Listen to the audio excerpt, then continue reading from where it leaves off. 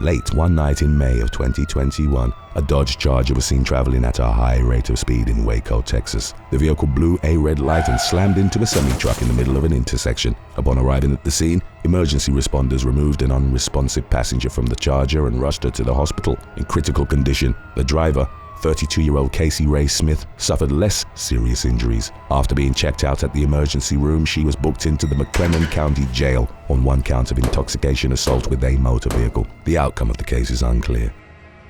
Number 14. Christopher McDonald. A Texas family decided to forego a traditional Thanksgiving dinner in 2020 and instead went on an 11-hour crime spree spanning 2 states, leaving 1 person dead and at least 4 others seriously injured. 28-year-old Christopher McDonald, his wife 25-year-old Kaylee Lewis, and his brother 30-year-old Sean McDonald began their destructive campaign in Henderson, Nevada, where they shot indiscriminately at innocent strangers for 7 hours. One of the bullets fatally struck 22-year-old Kevin Mendiola Jr.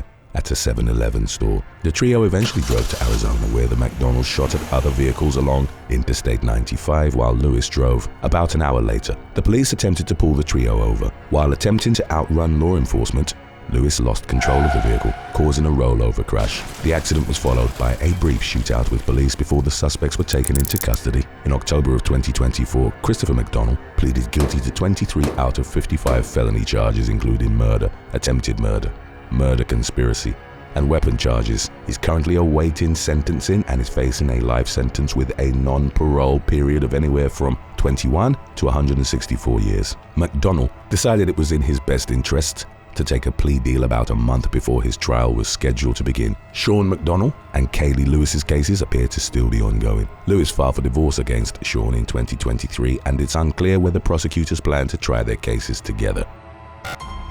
Number 13. Jason Brusaskowitz.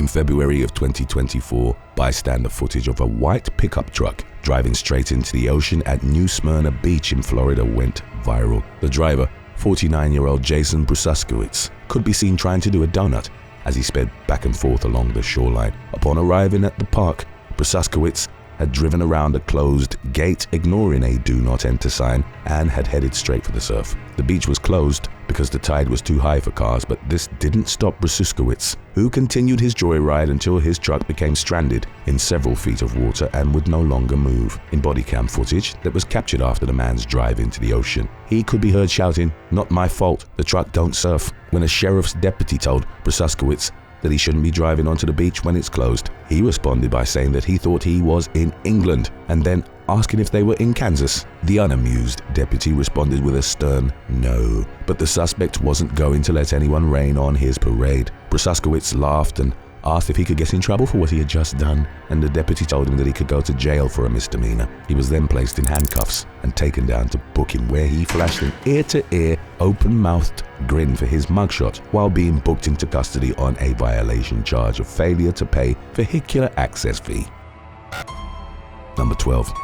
Ashley Rowland. In December 2022, an Arkansas couple became suspicious about their grandson's whereabouts after arriving at their 30-year-old daughter, Ashley Rowland's home in the town of Morrow, and realizing the boy wasn't there.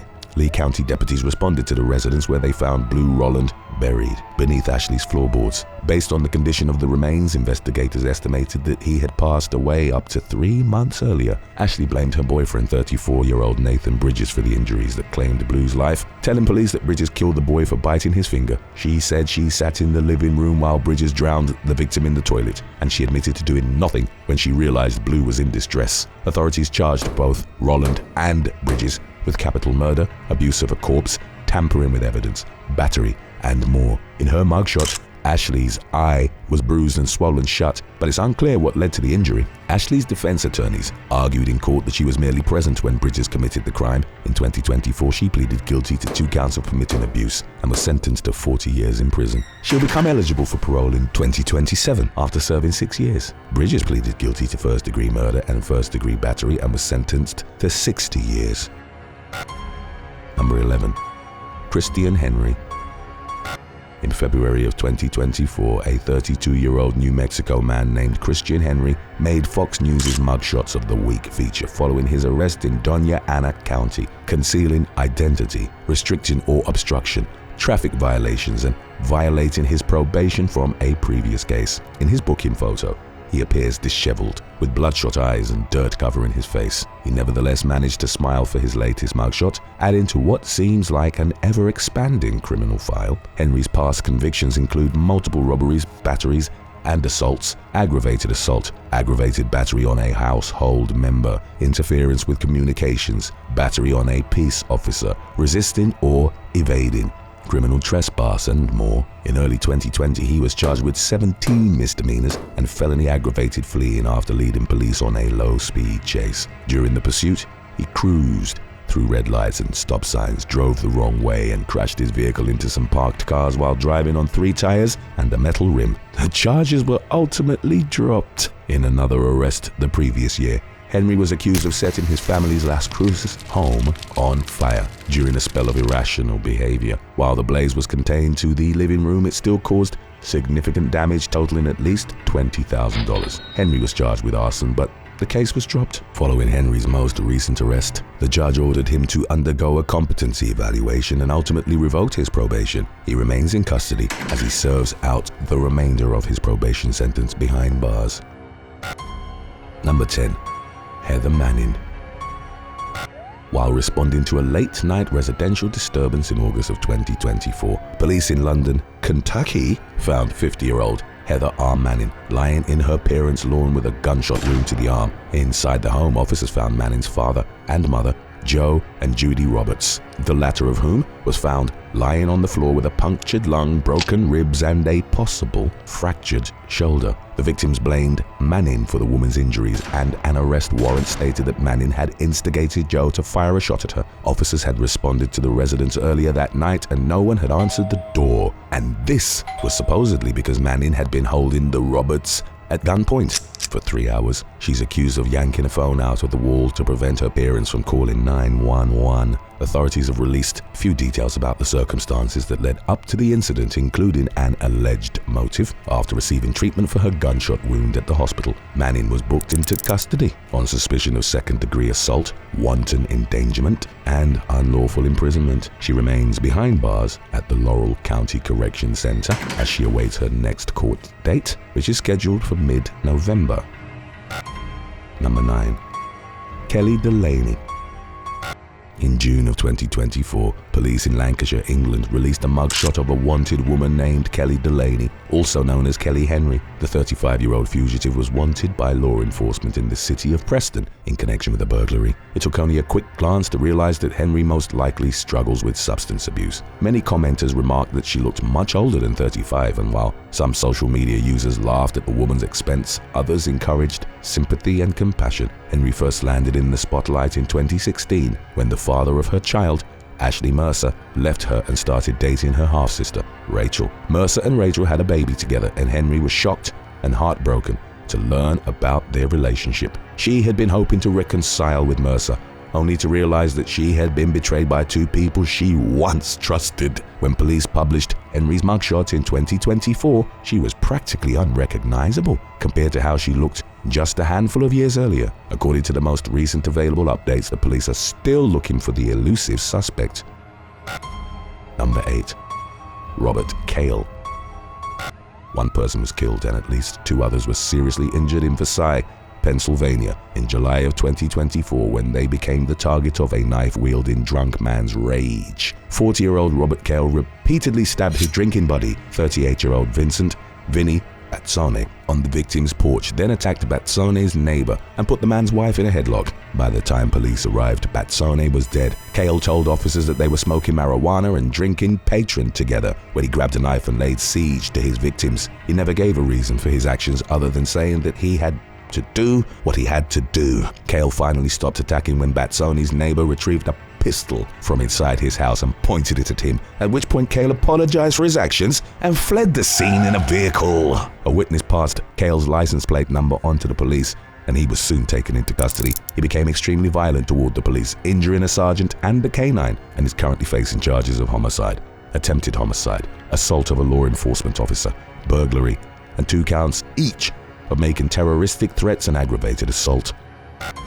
Number 7. Joseph Newell. In March of 2020, police in Cape Coral, Florida, were called to a local apartment complex where they heard a female screaming for help. Officers followed the noise and found 24-year-old Joseph Newell straddling and beating his pregnant wife in a breezeway. Her face was covered in blood and she was yelling at the suspect to get off her. Newell ignored orders to stop striking the victim, prompting an officer to apply a pain compliance technique to his neck to get him to cooperate. In a report, the arresting officer wrote that he managed to get Newell's hands behind his back, but that he struggled to handcuff the seemingly intoxicated suspect. The affidavit went on to state that once Newell was in handcuffs, he began rambling about how his wife had COVID-19 and banging his head against the cement. Meanwhile, the victim told police that Newell had accused her of catching the coronavirus from her ex-boyfriend. He lost his temper, leading to the violent episode that was occurring when officers arrived on the scene, and the woman said she lost consciousness during the assault. Newell reportedly told the officer who questioned him that he would never hurt his wife, but this claim ran contrary to what law enforcement had seen with their own eyes. In a statement, a witness wrote that she overheard Newell specifically threatening to harm the couple's unborn child. He was arrested on a felony charge of battery to a pregnant person. Newell pleaded no contest to domestic battery by strangulation and was sentenced to 3 years of probation. Number 6. Courtney Perrone. In August of 2024, a homeless California woman was arrested for allegedly trying to kidnap a girl in Santa Monica. 39-year-old Courtney Perrone was accused of trying to wrestle the victim away from a neighbor before giving up and fleeing the scene by herself. The neighbor, identified in news reports only as Mark, told ABC7 that Perrone ran up to the girl saying, "That's my daughter, that's my daughter." Her face was covered in lipstick, and she claimed that she was a Russian police officer as she told the girl that she was there to save her. A tug-of-war ensued between Mark and Perrone as they fought over the child. When Mark finally gained the upper hand and got the kid away from Perrone, he sternly warned her to leave. She pulled a switchblade, then complied with the order. Police found her near her BMW in a grocery store parking lot later that day and took her into custody on suspicion of felony kidnapping, felony false imprisonment, and a misdemeanor knife charge. At the time of her arrest, Perrone was on probation for a previous case in Nevada and was wanted on a warrant out of New Hampshire. She also had prior out-of-state arrests for assault and battery, trespassing, resisting arrest, and possession of a controlled substance. More recently, she had been released from LAPD custody due to insufficient evidence following an arrest for assault with a deadly weapon. Perrone is currently detained with bail set at $135,000 and has been ordered to undergo a competency evaluation. Number 5. Andrew Burnett. An evening at the Daytona Aquarium in Daytona Beach, Florida took a wild turn in April of 2024 when a man tried to steal someone's husky. The owner and his child were walking the dog outside the aquarium where a stranger, later identified as 46-year-old Andrew Burnett, approached and tried snatching the pet's leash. Naturally, the dog's owner fought back and a fight ensued between the two men. The victim told police that Burnett had punched him in the face twice and then tried restraining his son to prevent the boy from running inside the building for help. According to reports, Burnett followed the boy inside and the boy's dad followed. He grabbed his son back while an employee jumped over a counter, shoved Burnett outside and locked the door. After taking a complaint from the victims, police found Burnett nearby with a bleeding beneath his eye. He admitted that he was trying to get the boy away from his father and appeared to be under the influence of some type of narcotic. Burnett was charged in Volusia County with 2 counts of felony battery, attempted kidnapping, and petty theft. The case is ongoing and he's currently detained in nearby St. Johns County for violating his probation in a previous case. Records show that he has previously been arrested for several felonies as well as numerous low-level misdemeanor charges. He served a 1-year prison sentence in 2019 for battery, grand theft auto, and fleeing and eluding, as well as a 4-year burglary sentence during the early 2000s. Number 4. Austin Skaggs. 36-year-old Austin Skaggs has posed for mugshots on at least 5 separate occasions throughout 2024 alone, and he's even been featured as one of Fox's mugshots of the week. His most recent arrest was in Lee County, Florida, in September for larceny and drug charges. According to an arrest affidavit, he stole Pedialyte from a gas station and had methamphetamine in his possession. Skaggs was also arrested twice in July, including for drugs, larceny, and criminal mischief, property damage, and in June for another property damage charge. One of his more recent cases came along in 2021 when he was charged with felony battery on a person over 65 for assaulting his father. He was also accused of domestic violence by a previous partner. Despite his many arrests, however, Skaggs seems to have avoided serving any prison time in Florida, although he's spent plenty of time in county lockup and is currently there on his most recent charges, as well as a probation violation. Number 3. Floyd William Treese. Acting on tips about a heavily tattooed methamphetamine dealer called Houdini, police in Lafayette, India, began following 43-year-old Floyd William Treese around in May of 2023. After finally spotting him out in public without his girlfriend, a drug task force crew approached him on the street. Officers instantly spotted a meth pipe sticking out of his pocket, but the real surprise came when they searched Treese's backpack and found more than 2.5 pounds of illegal drugs, including more than 300 grams of meth and 2 pounds of spice. The police also found small baggies, cash and scales with drug residue on them. In early 2024, Treese was sentenced to more than 25 years in prison for methamphetamine possession, with an enhancement for being a habitual offender across the United States. He had prior convictions for escape, resisting law enforcement, operation while intoxicated, domestic battery, and of course, plenty of drug charges. Treese will be 61 years old when he becomes eligible for release in 2042. Hey, it's Carl. Be sure to subscribe and leave your comments in the comments section below, and maybe, just maybe, we'll get your video going next. Number 2. Jacqueline Faye Giroux.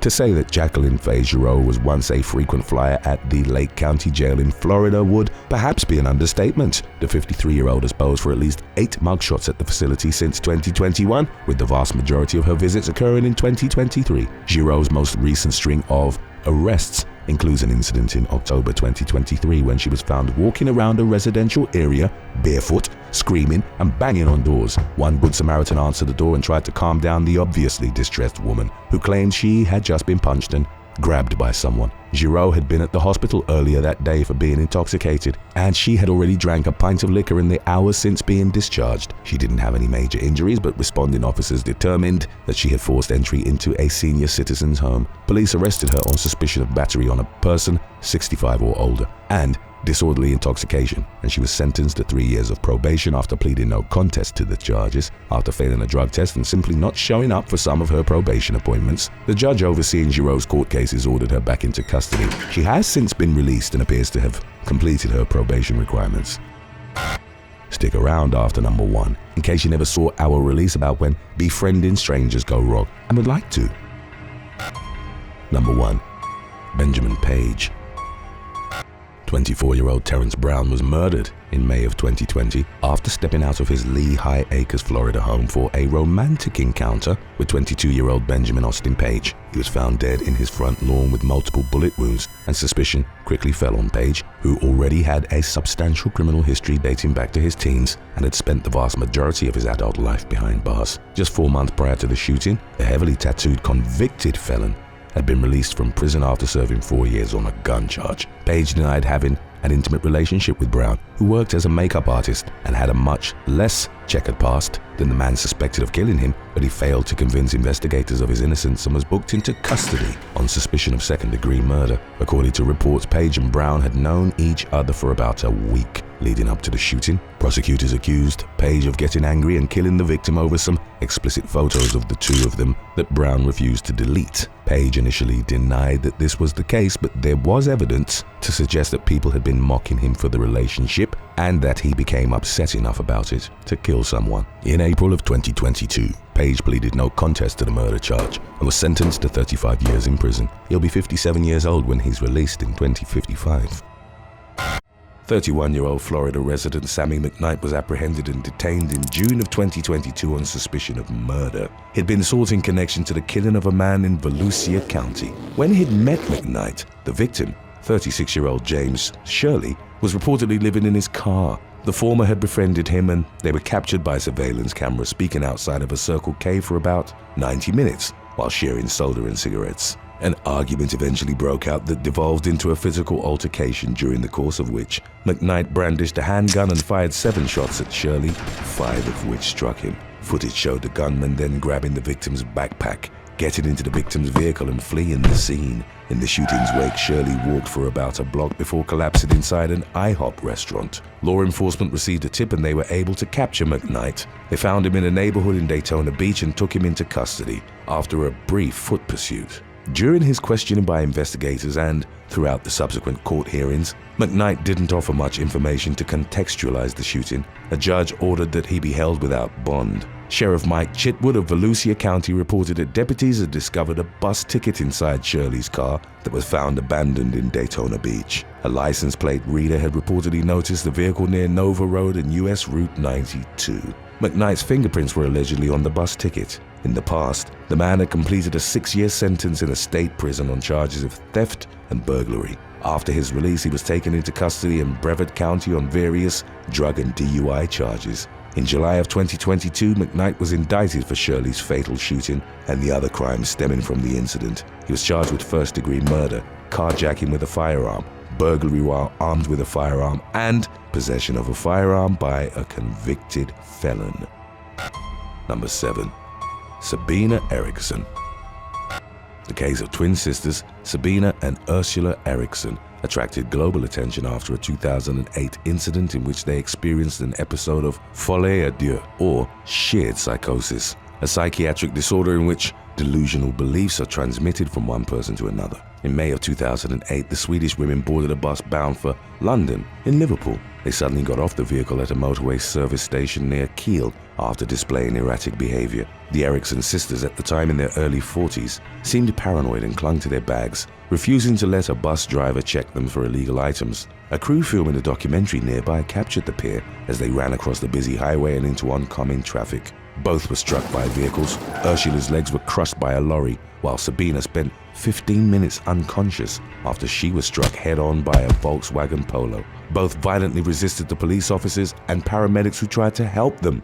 Ursula told law enforcement, "I recognize you and know you're not real," while Sabina, upon regaining consciousness, shouted, "They're going to steal your organs." Both survived and received treatment in the aftermath. Sabina pleaded guilty to the charges of trespass on the motorway and hitting a police officer. She was released on May the 19th without undergoing a full psychiatric evaluation. As she wandered the streets of Stoke-on-Trent looking for her sister, she met and befriended 54-year-old Glenn Hollinshead as he was walking his dog. The man decided to help her and they went back to his home on Duke Street, accompanied by Hollinshead's friend, Peter Malloy. The latter assumed that Sabina had run away from an abusive partner as she seemed paranoid, constantly looking out the window. She would reportedly offer the men cigarettes but then take them back, fearing they were poisoned. Malloy eventually left and Sabina spent the night in Hollinshead's home. The following evening, while the man was preparing a meal, Sabina stabbed him 5 times with a kitchen knife. Hollinshead staggered outside and told a neighbor, "She stabbed me," before collapsing and quickly succumbing to his injuries. As the neighbor called the police, Sabina was captured on surveillance cameras running away from the home with a hammer that she used to sporadically hit herself in the head. She was eventually spotted and chased down by paramedics. The pursuit ended with Sabina jumping onto the A50 from a 40-foot bridge. She survived the fall with broken ankles and a fractured skull. On September the 2nd of 2009, she pleaded guilty to manslaughter with diminished responsibility. The prosecution and defense accepted that she was insane at the time of killing Hollinshead and that she'd regained her sanity in the aftermath. She was determined to have been the secondary sufferer of folie à deux, while Ursula, who since had been released from care and had returned to Sweden, was the primary sufferer. Sabina was given a prison sentence of 5 years. Number 6. Daniel Reese. 23-year-old Rachel Johnson's badly burnt body was found on March the 30th of 1991 by law enforcement in Akron, Ohio. Prior to her remains being set on fire, she'd been abused and stabbed multiple times. A DNA profile was preserved, but the case went cold and the identity of her killer remained unknown for nearly 3 decades. At the time of her death, Johnson had a 3-year-old daughter named Caitlin. In 2019, a genetic testing company in Texas began to work the case of Johnson's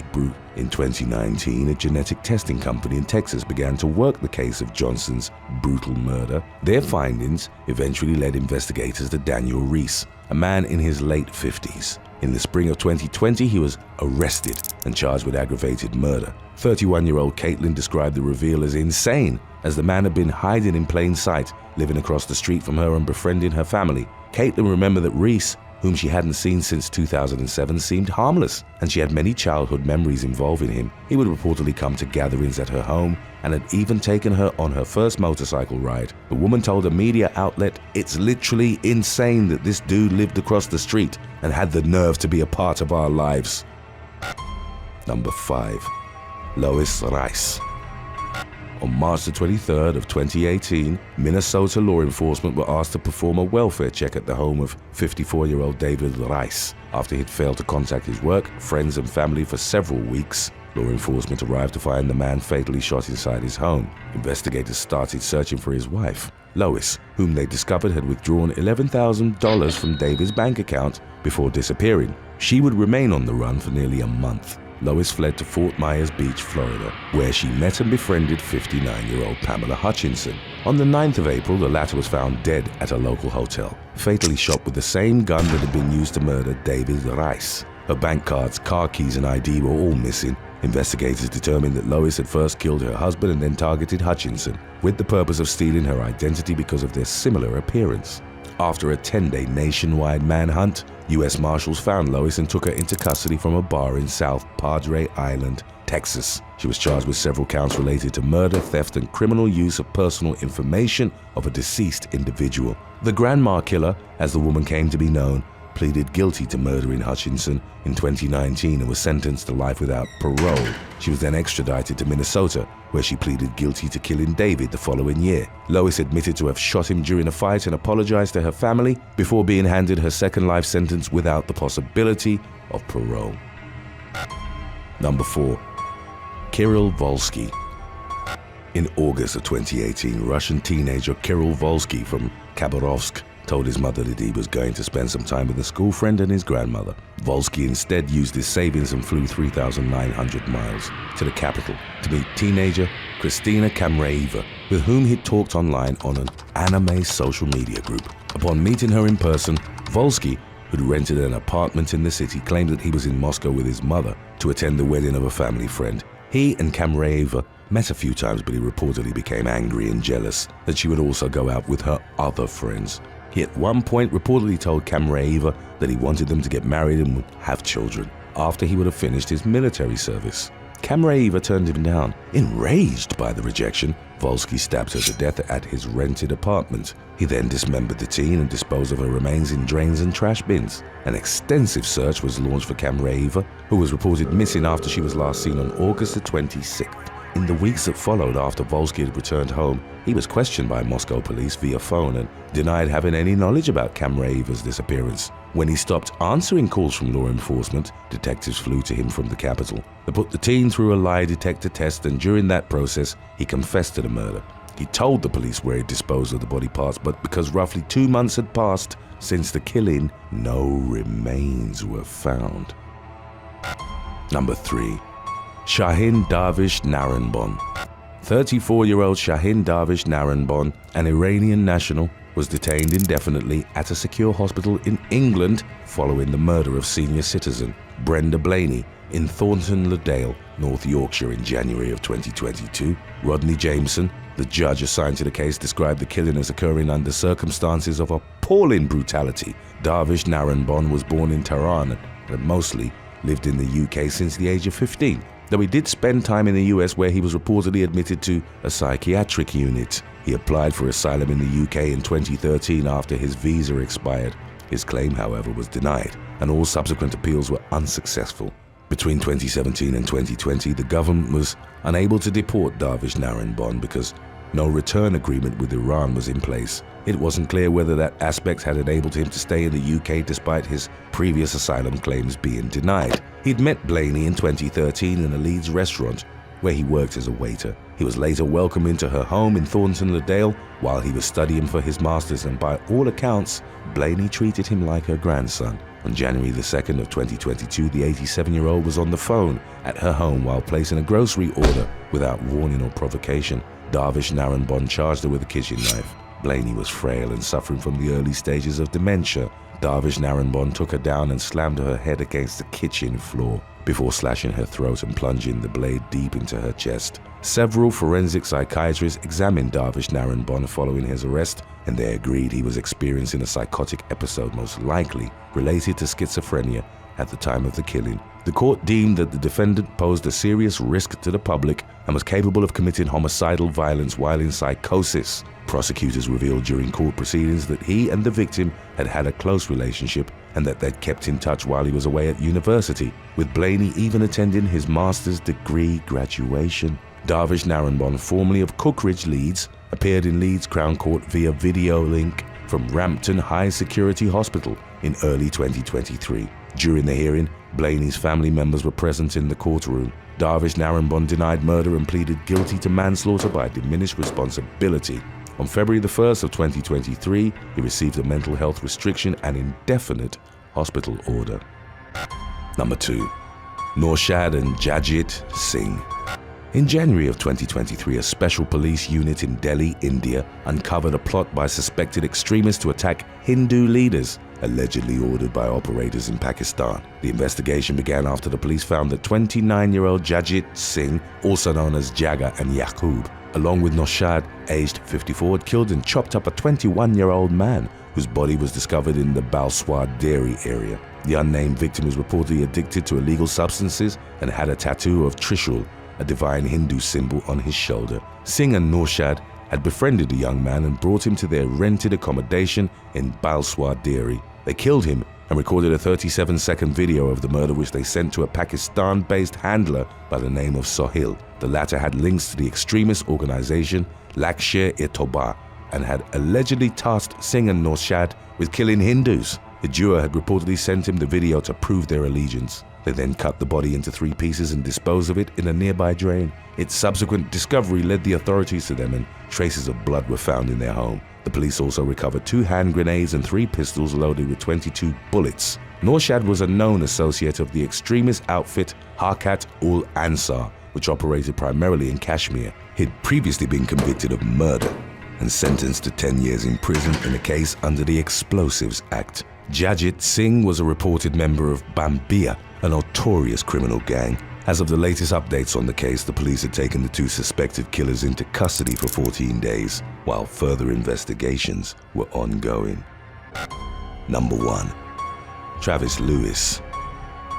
On September the 10th of 1996, teenager Travis Lewis broke onto a property called Snowden House, a grand 1919 family estate on Horseshoe Lake, Arkansas. He reportedly sought to rob the home and ended up fatally shooting its 75-year-old owner, Sally Snowden McKay, and her nephew, Lee Baker, a well-known Memphis guitarist. It was believed that the victims had startled Lewis as he was burglarizing one of the houses on the estate. He gunned them down before setting their bodies and parted the house on fire. Lewis spent 23 years in prison following a deal in which he pleaded guilty to the murders and robbery. During his incarceration, he was befriended by Martha McKay, Sally's daughter, with whom he started exchanging letters. Martha believed his original testimony that he had an accomplice who'd actually been the shooter and accepted that Lewis genuinely regretted the burglary. The police found no evidence of a second robber and discovered a DNA confirmed here of Lewis's at the scene, as well as his fingerprints inside Sally's car.